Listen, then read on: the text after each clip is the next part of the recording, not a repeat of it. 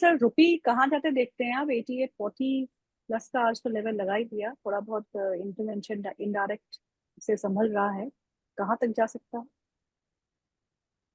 थोड़ा सा ट्रिकी है। हम्म, मुझे ऐसा नहीं लग रहा है कि शायद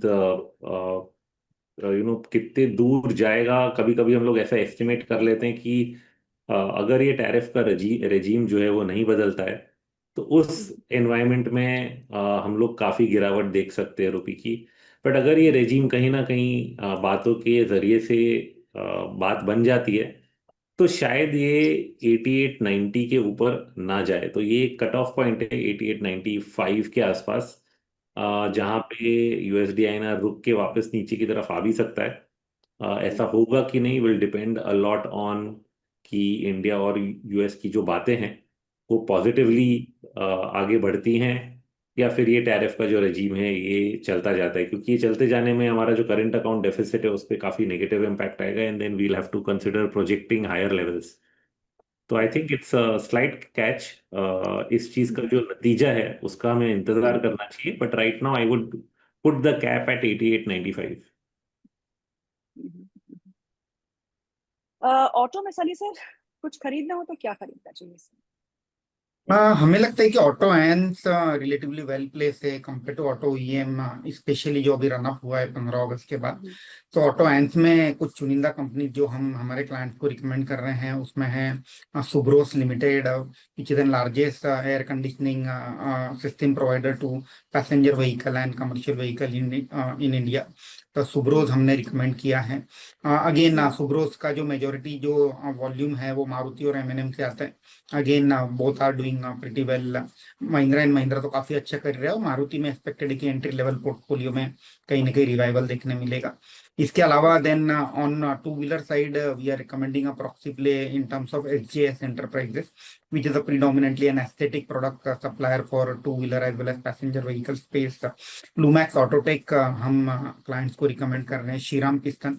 तो I think auto ends we feel relatively well place compare to auto EM as we speak. Hmm, hmm. Gold की बात कर लेते हैं रोहित। आई एम श्योर कि आप गोल्ड भी ट्रैक कर रहे होंगे, और गोल्ड ऑल टाइम हाई पे थोड़ा बहुत हल्का हुआ है, सब bit of profit booking, but अभी भी जो मोमेंटम है काफी स्ट्रांग लग रहा है। गोल्ड एंड सिल्वर के चार्ट्स यहाँ से कहाँ दिखते हैं आपको? बिकॉज अभी हम अब डेटा पॉइंट्स तो कुछ इंडिकेट नहीं कर रहे, पर ये माना जा रहा है कि US in another 6 months would be in recession. इस पे भी हम चर्चा करेंगे। तो गोल्ड एंड सिल्वर पे इस समय क्या करना चाहिए? गोल्ड के भाव जो है काफी ऊपर आ चुके हैं और हम लोग ऐसे समय में जा रहे हैं जहाँ पे एक सीजनल करेक्शन भी आता है। तो बिटवीन, और इस बार दिवाली भी जल्दी है, तो between October and December typically gold के भाव में करेक्शन आता है और उसके बाद जो है लेने का अच्छा मौका बनता है।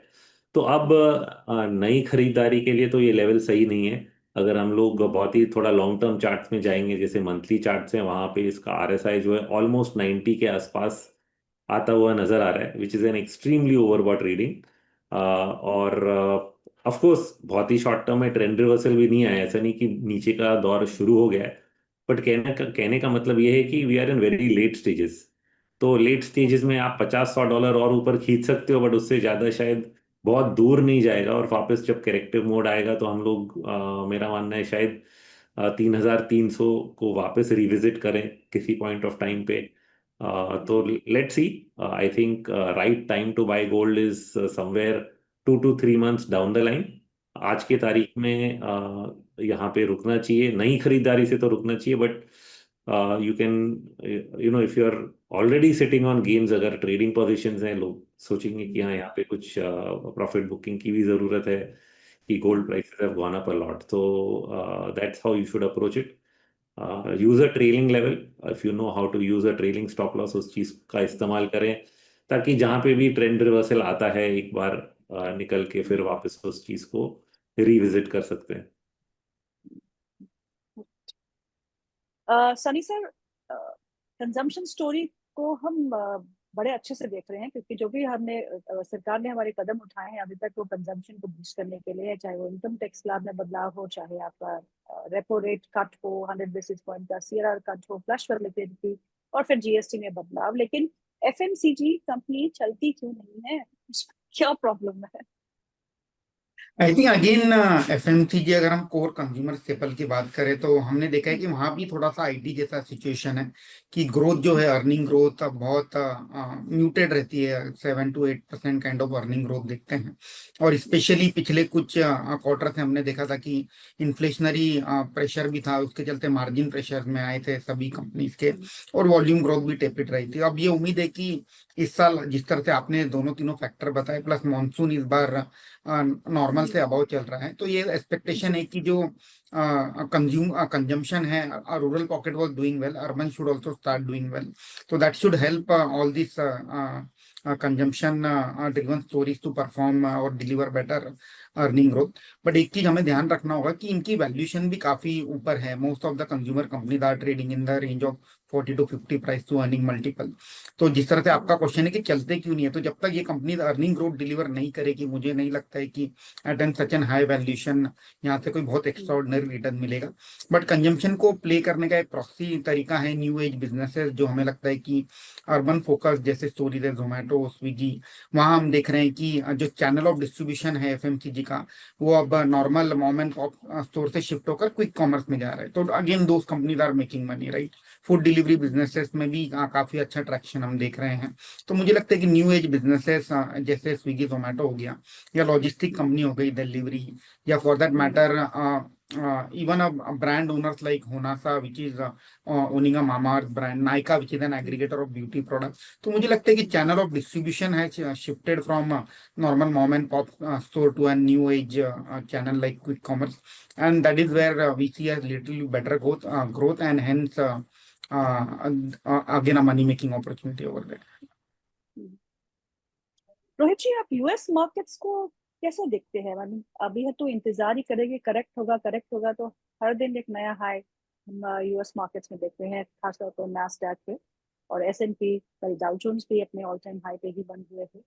वहां पे कुछ करेक्शन की उम्मीदें जग रही है, या फिर आपको लगता है it is all artificially driven higher? I don't think any market can be artificial beyond a point.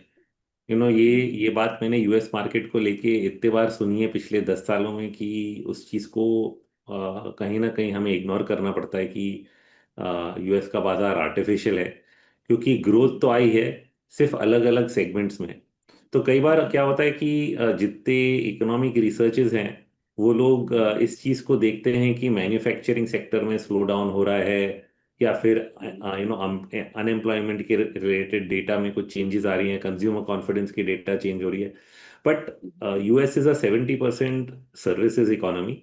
यहाँ पे हम लोग मैन्युफैक्चरिंग सेक्टर को देख के, पीएमआई को देख के ये नहीं अंदाज लगा सकते हैं कि वहाँ पे रिसेशन आने वाला है, या फिर वो बाजार बहुत ही दूर भाग गया है।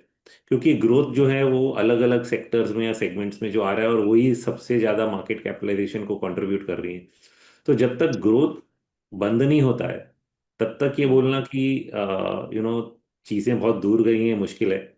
ज़रूर टेक्निकल करेक्शंस आ सकती हैं। हमने फरवरी से अप्रैल के बीच में एक टेक्निकल करेक्शन काफ़ी डीप देखा, और टैरिफ्स के रेजीम के बाद वो चीज़ खत्म हो गई। अब वन वे वो बाजार चलता जाता है, तो मन में तो ये आता है कि चलो कहीं ना कहीं एक करेक्शन तो दे दो। बट करेक्शन आने की उम्मीद जब भी बनती है, फिर से वो कहीं ना कहीं सपोर्ट लेके वापस ऊपर की तरफ निकल जाता है, और ऐसा ही कुछ हमने पिछले 2 हफ्तों में देखा। क्योंकि टिपिकली सितंबर में कई बार करेक्टिव फेजेस देखे गए हैं यूएस के मार्केट में, बट ये करेक्शन हुआ नहीं, और वापस न्यू हाइस की तरफ ये मार्केट चलता जा रहा है। तो I think the move is still going to continue, शायद ईयर एंड तक भी कंटिन्यू करे।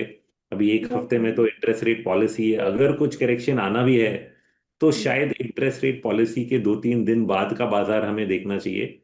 और अगर उस समय पे भी कोई पुल बैक नजर नहीं आ रहा है तो उसकी उम्मीद फिर छोड़नी पड़ेगी।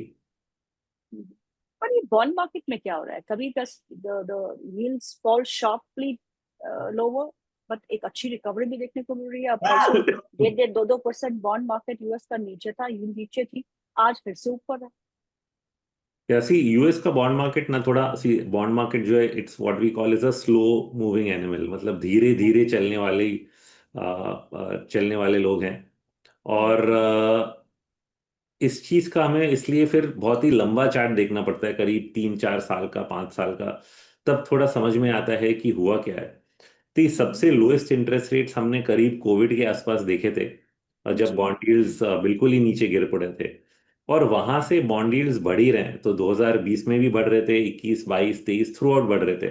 और ये बढ़ते बढ़ते कहीं ना कहीं इन्फ्लेशन का इशू आया, तो लोगों को लगा अब इंटरेस्ट रेट कम ही नहीं होगा। तो इंटरेस्ट रेट बढ़ भी नहीं रहा है और घट भी नहीं रहा है। अगर हम लोग 2023 के बाद का पूरा 10 ईयर यूएस का 10 ईयर बॉन्ड यील्ड देखते हैं, तो उसने हाईएस्ट यील्ड करीब 5% के आसपास दिखाई थी, और अब 5% के ऊपर गया ही नहीं है अक्टूबर 2023 के बाद। तो ये एक टॉपिंग प्रोसेस चल रहा है बॉन्ड यील्ड में। और धीरे धीरे इनफैक्ट अभी जो लास्ट 1 वीक की जो मूवमेंट है उसमें कुछ लोज भी टूटे हैं, तो मुझे लग रहा है we are setting up for a bond market rally. और बॉन्ड मार्केट रैली बहुत बड़ा नहीं, वापस यील्ड जितने नीचे कोविड में गिरे थे उतने तो कभी नहीं होने वाले, but we can easily go back from अभी जो से 4% है, 4 का 3% तो हो ही सकता है। ओके, या 2.8% या कुछ, तो बॉन्ड यील्ड्स यहाँ से और भी घटेंगे अगले 12 महीने के ऊपर। एग्जैक्ट टाइमिंग तो हम लोग आगे जाके देखेंगे कि कब कब कैसे कैसे होता है, और इसका पूरा रब ऑफ कई चीज़ों पे आएगा। पहले तो डॉलर इंडेक्स पे आता है, उसके बाद कमोडिटीज पे आता है, और generally speaking emerging market flows जो हैं अच्छे हो जाते हैं, क्योंकि जब इंटरेस्ट रेट्स घटता है और डॉलर वीक रहता है तो इमर्जिंग मार्केट करेंसीज पे कोई भी प्रेशर नहीं रहता है, क्योंकि वो नेट बोरोअर्स हैं यूएस डॉलर्स में। तो जब डॉलर मार्केट में उन पे प्रेशर नहीं रहता है तो उनके बाजार जो है वो काफी अच्छा करते हैं। तो it's generally a good sign कि ये जो हो रहा है, सिर्फ इसमें काफी समय लग गया। और इस चीज को इंडिया में भी देखिए काफी समय लगा। हमारा जो इन्फ्लेशन का दर था पिछले साल से ही कम हो रहा था, बट उस टाइम पे हमारे जो गवर्नर थे उन्होंने सोचा कि नहीं, अभी इंटरेस्ट रेट्स को कम नहीं करना चाहिए।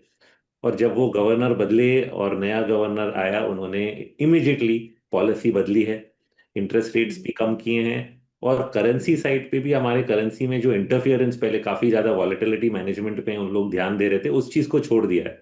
तो आप करेंसी को भी देख रहे हैं कि डे टू डे है, 40-50 पॉइंट्स कभी कभी मूव हो जाता है। This is because RBI over intervene नहीं कर रहा है, और ये एक तरह से अच्छी बात है, क्योंकि बाजार को अपना खुद का जो लेवल है उसको ढूंढने देना चाहिए। और यही पैटर्न अगर आप यूएस में भी देखें, जो करंट गवर्नर है उस पर काफी प्रेशर था रेट्स काटने का। ऐसा लग रहा था कि शायद वो जब तक रिजाइन नहीं करेगा या छोड़ेगा नहीं, तब तक इंटरेस्ट रेट के दर कम नहीं होंगे। बट बाजार अब ये मान रहा है कि कहीं ना कहीं वो मान गया है, और इस बार इंटरेस्ट रेट का दर घटेगा जरूर अगले हफ्ते।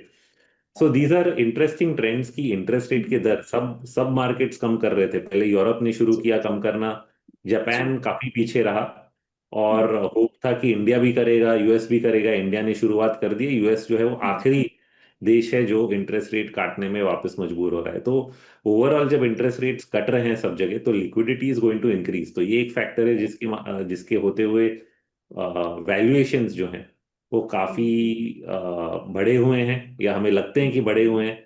तो ऐसा लगता है कि बहुत ज्यादा तो नहीं हुआ। तो इसका जवाब एक ही है कि आप वैल्यूएशंस को ग्रोथ के साथ नजर मिलाएं कि ग्रोथ भी हो रही है कि नहीं। अगर वो स्टॉक्स ऐसे हैं जिनमें ग्रोथ और वैल्यूएशंस दोनों मैच नहीं कर रहे हैं, तो वो स्टॉक्स पिट गए हैं पिछले एक साल में। और ऐसे जो स्टॉक्स हैं जिनके वैल्यूएशंस ज्यादा हैं बट अभी भी वो 30, 40, 50% अर्निंग्स ग्रोथ दिखा रहे हैं, तो उनके स्टॉक्स नीचे ना आ रहे हैं और ना आएंगे। तो ये डिफरेंशिएशन बहुत ही जरूरी है जब हम लोग इंटरेस्ट रेट्स की बात करते हैं। सनी सर, एक आखिरी सवाल, आपके टॉप 3 बेट्स कौन से हैं इस समय? अगेन जिस तरह से हमने डिस्कस किया कि ऑटो वायंस हमें अच्छा लग रहा है, और वहाँ हमें लुमैक्स ऑटो अच्छा लगता है, तो that is one stock. Among the hotel industry हमें लगता है कि lemon tree can be one of the key beneficiary of the rate cut.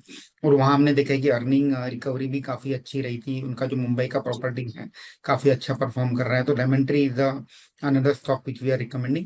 And one sector where I would like to take a contra bet is on QSR and biscuits. उसके लिए हमने vector food अभी हमारे clients को recommend किया है। जो हमें लगता है कि उसमें एक सेगमेंट है बिस्किट का, बिकॉज ऑफ जीएसटी कट वहाँ एक उम्मीद है कि एक कहीं ना कहीं बेनिफिट फ्लो आउट होते दिखेगा। और क्यूएसआर के लिए बंद सप्लाई करती हैं वेक्टर फूड, तो अगर क्यूएसआर सेगमेंट में रिकवरी देखती है तो इनडायरेक्ट बेनिफिशियरी वेक्टर फूड रहेगा। तो vector food, Lumax and lemon tree. Sunny sir, बहुत बहुत शुक्रिया आज प्रोग्राम में शामिल होने के लिए। रोहित जी, आपका भी बहुत बहुत शुक्रिया। Thank you so much for your time. Pleasure, thank you. Thank you. इस प्रोग्राम को अब यहीं समाप्त करते हैं।